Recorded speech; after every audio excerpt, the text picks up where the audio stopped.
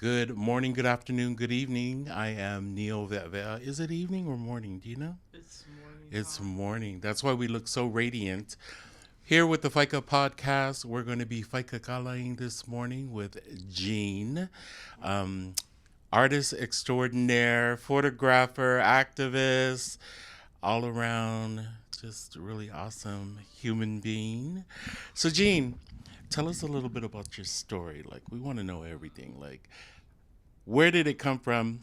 How did you start photographing people? Because we're going to talk about one of the photographs that I truly adore. But what made you want to? Photograph. Yeah, is Um, that an art form? Is it just you picked up a camera one day? no, I didn't. I didn't want to be a photographer. What? I didn't want to be a photographer, but what's it called? My Hmm. old job basically, they told me that this was what you're gonna do, and you're gonna learn it until you're just gonna pick it up like easily. Cause I did it one time for them. Cause I used to borrow my boss's camera, and take pictures, and then they saw my pictures and they're like, okay, you're gonna be our photographer.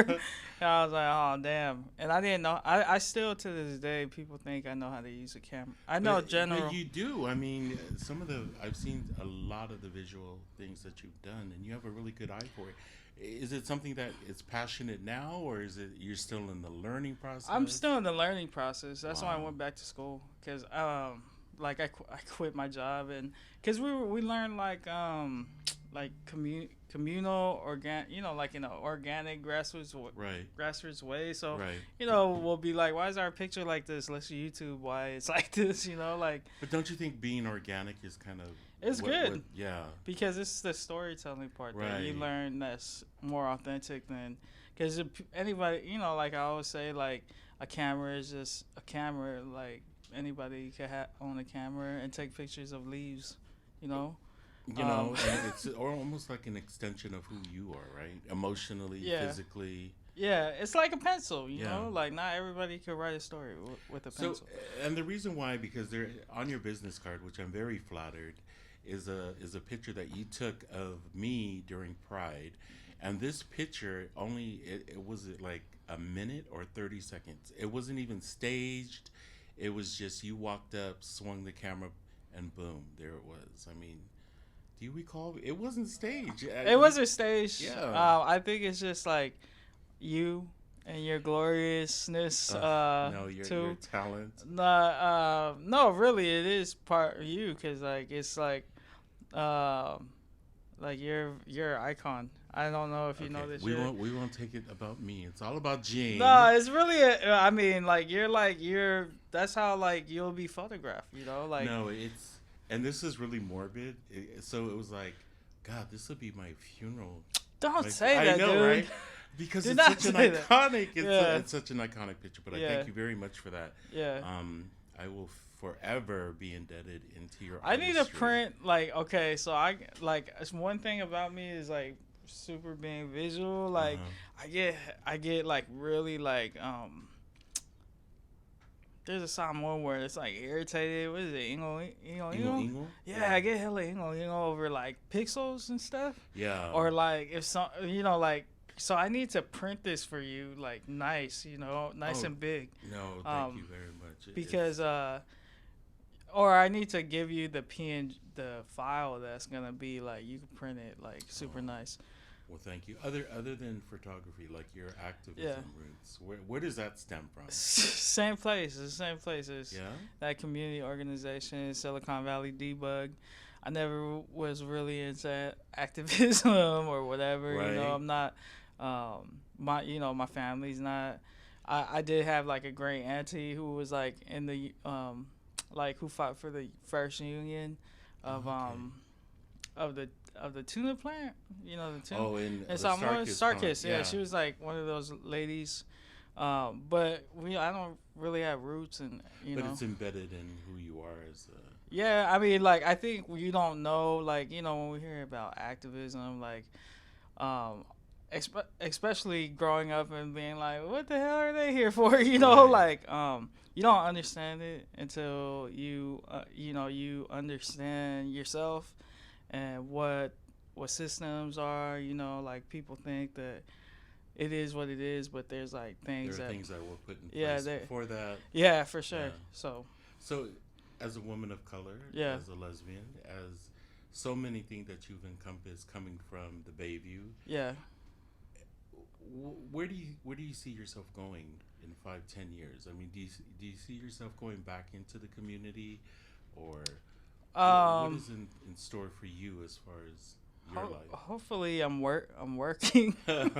Be nice to get a paycheck. Yeah, Right? yeah, yeah. I, you know, like taking this break and going back to school. I'm so used to, you know, like at my old job, I was like really cushioned, and you know, I was like had a salary and whatever benefits, you know, like, and then I was like, I need to go back to school, you know, like.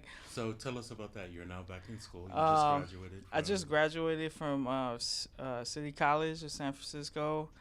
I was in the Vasa program, which was hella helpful. It was like going to school with my cousins, Right. and some like aunties, and that's pretty dope. It's pretty. And one of my professors, shout out to actually he's like more like a like family. Vika Polita, Doctor Polita.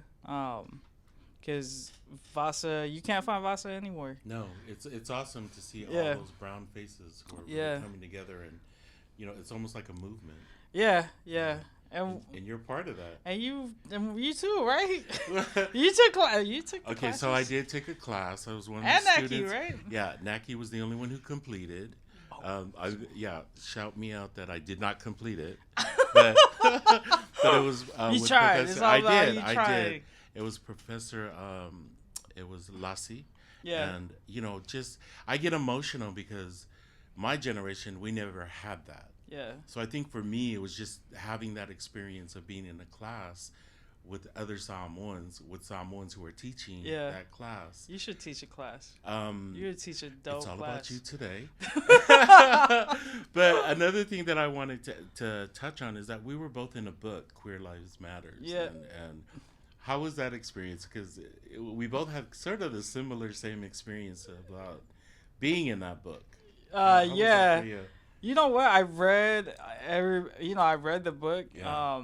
and like it was it was powerful stories, like like Siako's story and Charmaine, I think is her name. But like How did you feel about your story? I feel like it should have been edited, Right. because when I read it, I for myself, I didn't recognize Who that person was? who that person was, Yeah. or I think that I could be, like I grew up in that org and they taught me how to edit, so like I was at, but it was really hard to find me too. I Yeah. think Yuki was trying to find me for a long time. I was trying to find you. Oh, you were trying to find me, like people always trying to find me. Well, I think, and plus, it was done so many years ago that Yeah. you've grown, you've changed, Yeah. and the end product was this was like 10 years ago. Yeah. So a lot of those sayings Yeah. weren't really. Yeah, some of the names were wrong, but like just got, honestly, I didn't even after I reread what I had. I was very disappointed, and I just kind of felt like, wow, is that how I really was 15, 20 years ago? Yeah. And and it talked about my ex, and so I had to Yeah. edit that part out because he might come back and say, Yeah. "Fool, I didn't want to be in there." I know. Well, like Dan recorded me on the thing, Same here. and so like I didn't write it. Like people are just, when I read it, I was just like, what the heck? Because it was just all over the place. It was just like if I had ADD, which I probably have ADD, but like I edited as much as I could. Right. And it's all good. Like that was taken like 7 years ago or something. Yeah, it was taken quite a while ago. Yeah. A lot of things had changed in my life, so. Yeah, I really think that night I was drinking wine, lots of wine, because I remember what we did. I was with Siako. Isako. Yeah, and we were at Dan's nephew's house, him and his partner in Oakland, and we ate sapasui with asparagus. Okay. Yeah, I don't know. I just remember Yeah. things, and then he recorded me in the backyard. And so I was like, dang it, did I say all this? I think yeah, because well, you remembered Yeah, supposui and yeah, asparagus. That's a different combination, yeah, but yeah, same thing for me. I was recorded, yeah, so a lot of my hoodness came out yeah, in the editing process, which I kind of felt was kind of amusing yeah. because I kept I on, liked your story.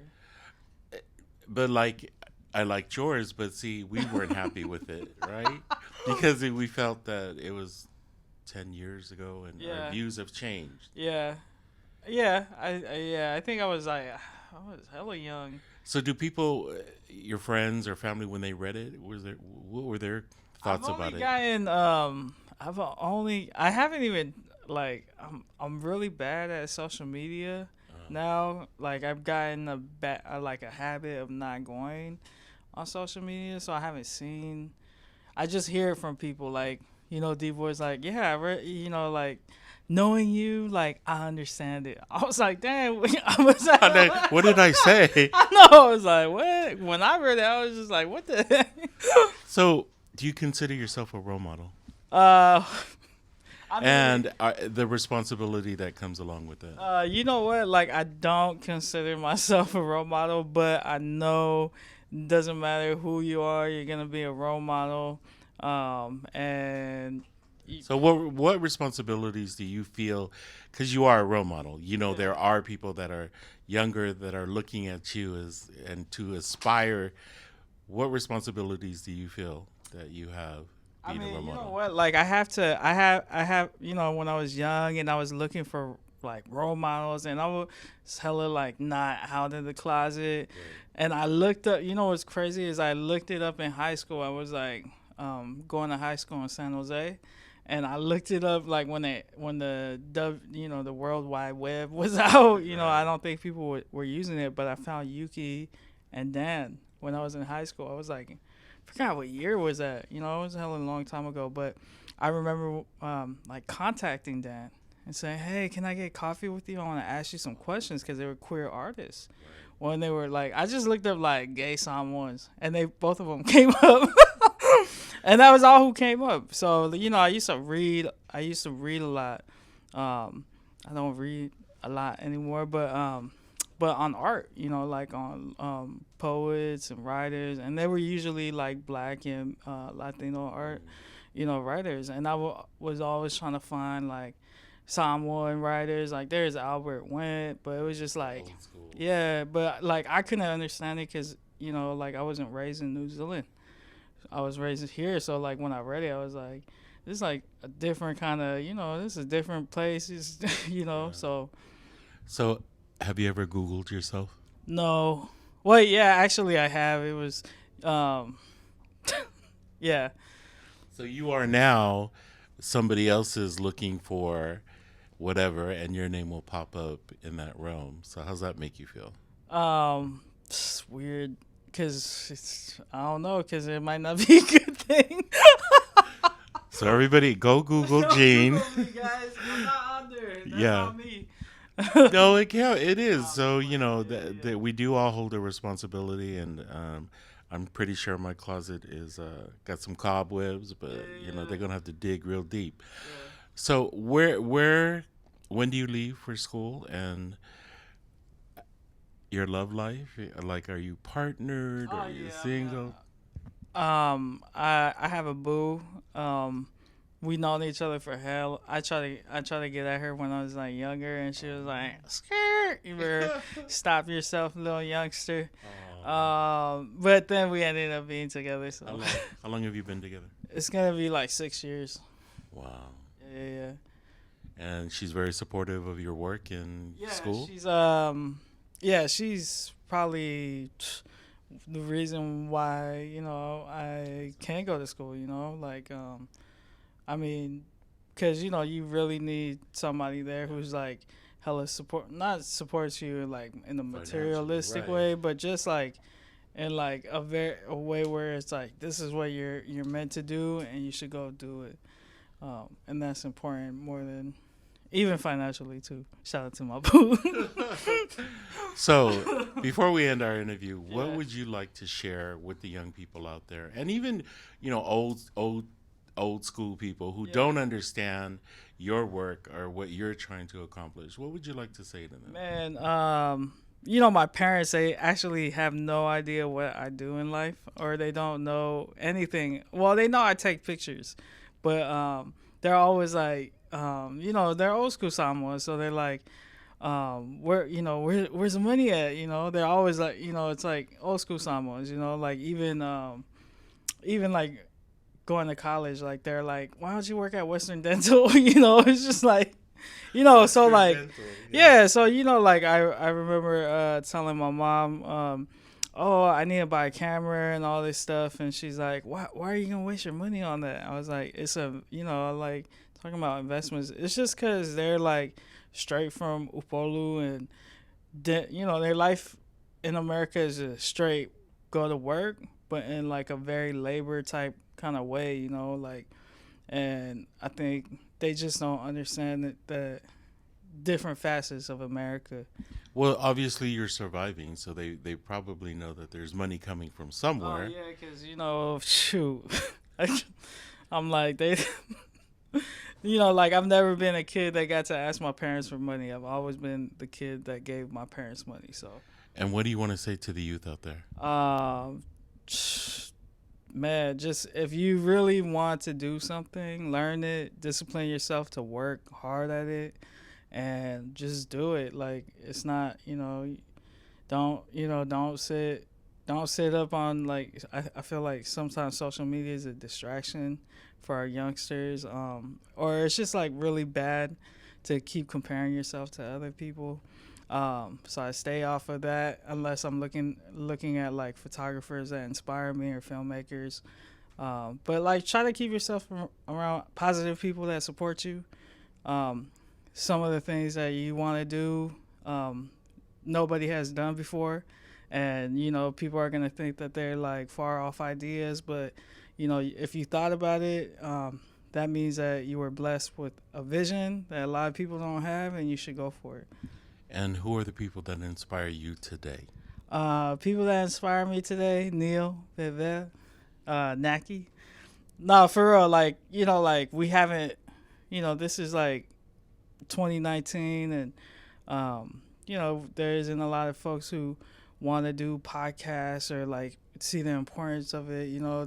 But this is like hella important. Like this is like things that people dreamed about like hella years ago. Like, oh, they should have a radio station on Polynesian people or Samoans, and here you guys are. And we have several. We're not the only one. Oh, We're probably for the older set.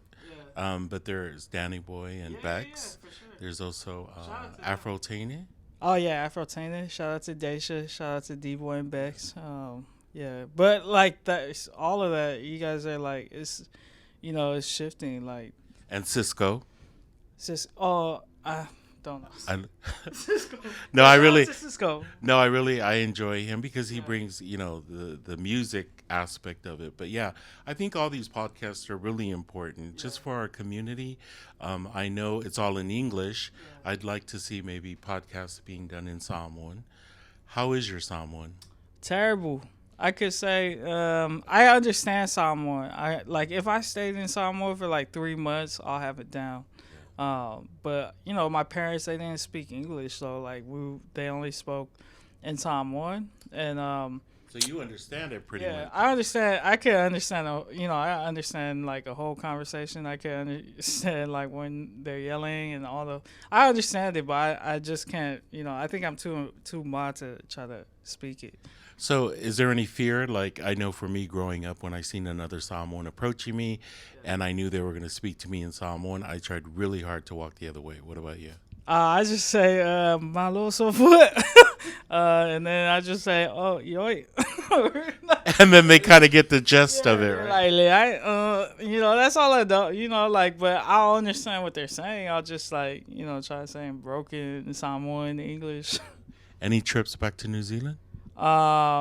Maybe after school if I make some money and go into work. Yeah. It's been really great to interview you. I really love your work, and I know that you're going to go places and go far. And thank you for coming on the podcast. All right, everybody, go to work or have dinner. Do what you need to do, but join us every Sunday on the FICA podcast. This is Neil Vett. See you later. Follow us on what? Hey!